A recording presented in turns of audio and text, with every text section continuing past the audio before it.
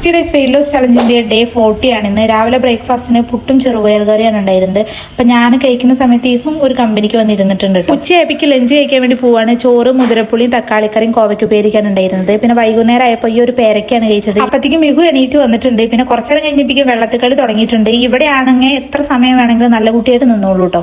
അതിനുശേഷം ഞാൻ വേഗം പോയിട്ട് രാത്രിക്കുള്ള ഗോതമ്പ് ദോശ ഉണ്ടാക്കി വെക്കുകയാണ്. ഇന്ന് ജിമ്മിക്ക് പോകാൻ നല്ല ലേറ്റ് ആയിട്ടുണ്ടായിരുന്നു. 6 മണിക്ക് ശേഷമാണ് പോയത്. അനു സ്കൂൾ വിട്ടിട്ട് വന്നിട്ട് പോവാന്ന് വിചാരിച്ചിട്ടാണ് അങ്ങനെ ലേറ്റ് ആയത്. അത്യാവശ്യം ലേറ്റ് ആയതുകൊണ്ട് തന്നെ ഞാൻ എന്റെ പണികളൊക്കെ ചെയ്ത് തീർത്ത് വെച്ചിട്ടാണോ ജിമ്മിക്ക് പോയത്. അതുകൊണ്ട് തന്നെ ജിമ്മിൽ വന്നു കഴിഞ്ഞാൽ സമാധാനമായിട്ട് ഇരിക്കുക. അല്ലെങ്കിൽ പണിയൊക്കെ ഉണ്ടെന്നുണ്ടെങ്കിൽ ആകെ മടിയായിരിക്കും.